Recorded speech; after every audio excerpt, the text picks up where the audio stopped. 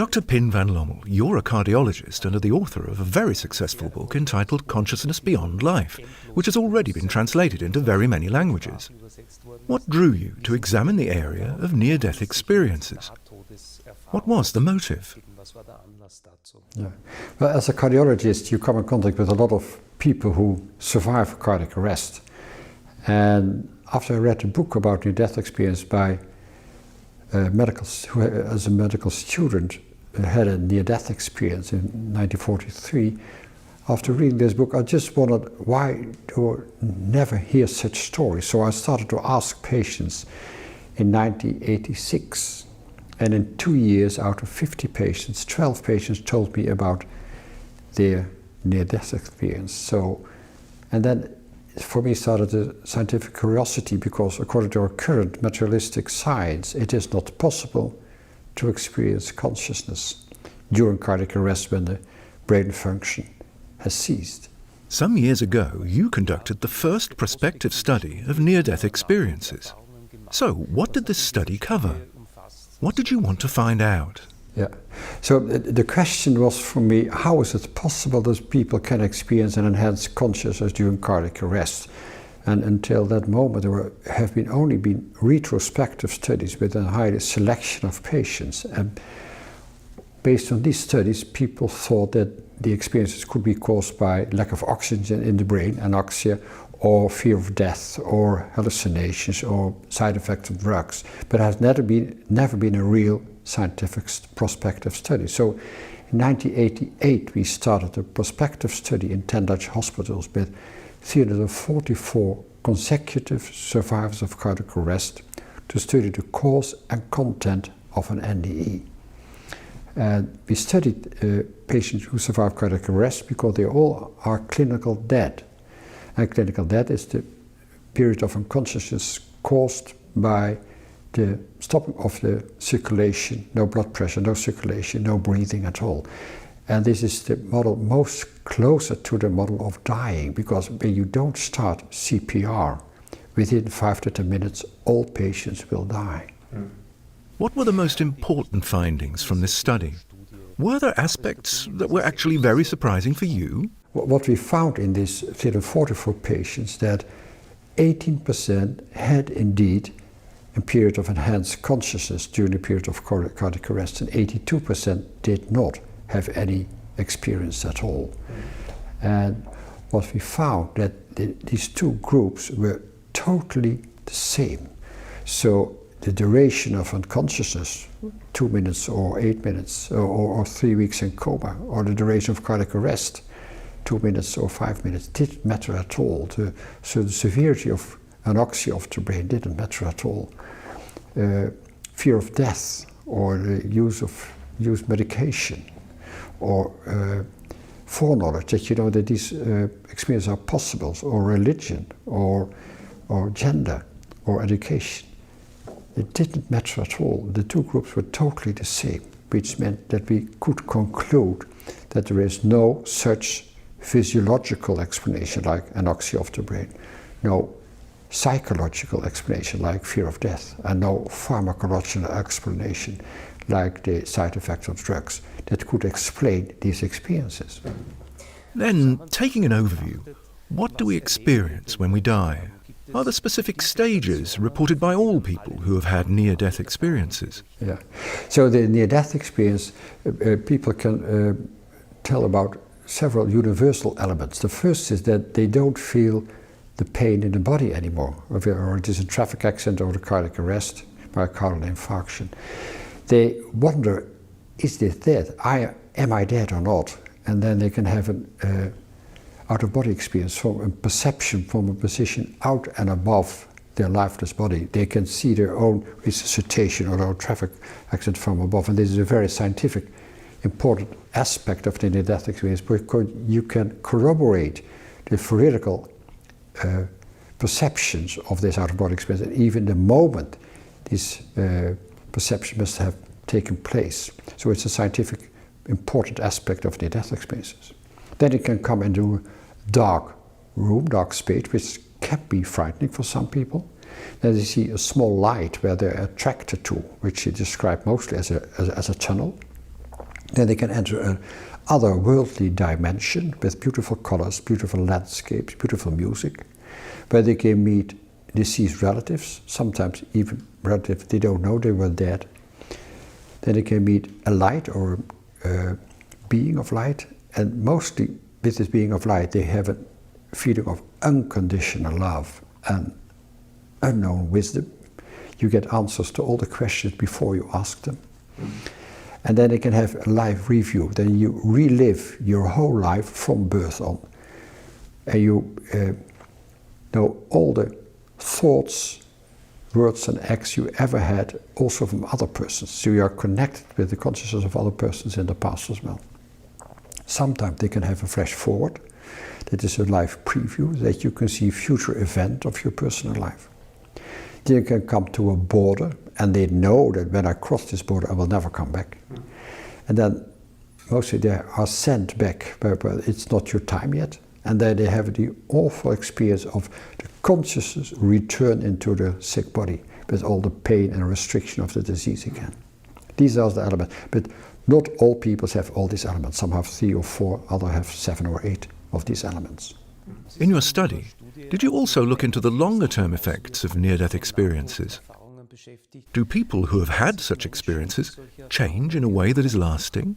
This was also a very important aspect of our study. We did a long-term of longitudinal study with all survivors of cardiac arrest with an NDE and a matched control group of patients who also survived cardiac arrest but did not have any memories at all, to see if the classical transformation you hear from the patients, which is the loss of the fear of death, a new insight what is important in life, which is acceptance and love and empathy towards yourself as well as towards others and towards nature, because you experience a total connectedness with everybody and with the planet.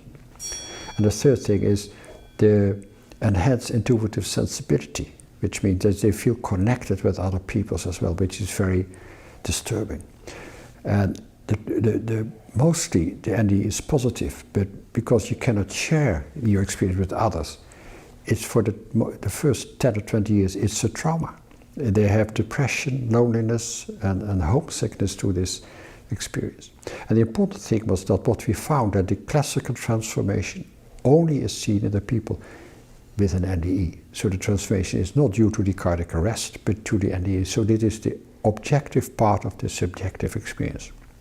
And the whole study, the prospective and the longitudinal study, was published in The Lancet in December 2001.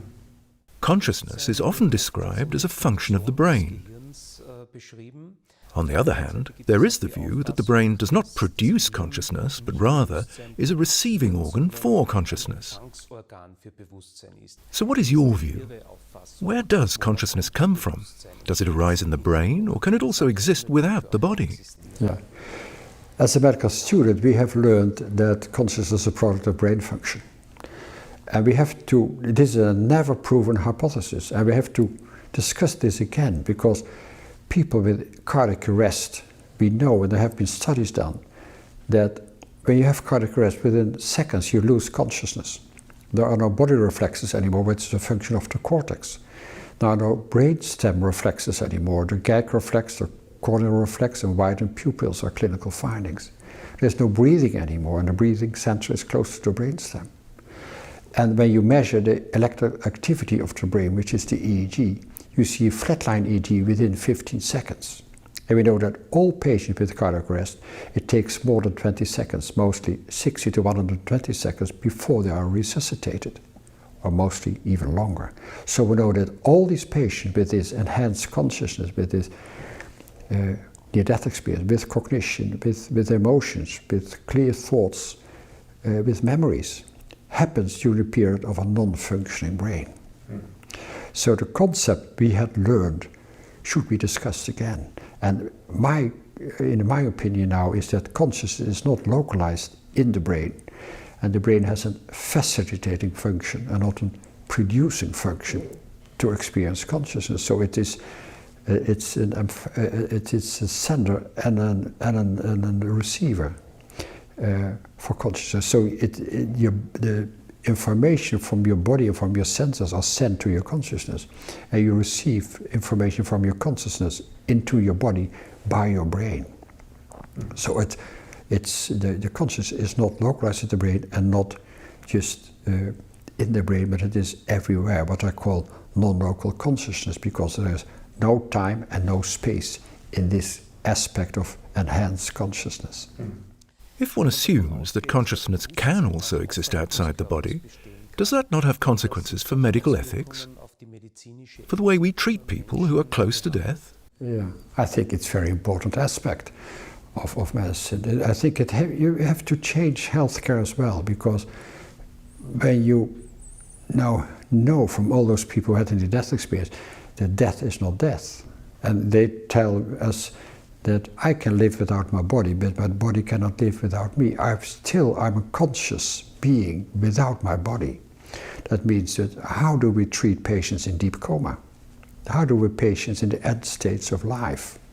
What are our thoughts about euthanasia or abortion? What do we do with patients with all this trying to keep them alive with a lot of suffering, instead of let nature do its work? So there are a lot of aspects, there are ethical aspects for our healthcare. Has anything changed for you personally since you have been working on the topic of near-death experiences? Also, regarding scientific acceptance of this topic, do you think there have been any developments over the last 10 or 15 years? First of all, of course, I changed myself. I think you don't have to experience your own NDE to change when you're open for it. And when you hear, I've heard hundreds of thousands of people telling me about the NDE, and I've received thousands of emails or letters from people all over the world telling me about the NDE. Then for me, death is something else. Death is just a changing state of consciousness, like birth as well. So there's a continuity of consciousness, not dependent of the body anymore. But I know this kind of approach about the mind-brain relationship is not widely accepted. Most neuroscientists in the world still believe that consciousness is a product of brain function. So there's a lot of skepticism as well, mostly anonymous on website. They attack the messenger and not started a scientific discussion. But it's changing. I think I lecture quite a lot in universities, hospitals, hospices, medical students, philosophy students. So I get a lot of invitation from all over the world, Yale University or New York Academy of Sciences. So I think it is changing, I'm positive, but it's a slow progress. But we know in the history of science that all new ideas, people need time to accept it. And there's always a lot of struggle against new concepts. It's the history of science as well. Dr. Van Lommel, thank you very much for this interview, and I wish you every success in your continued work disseminating these ideas. Thank you.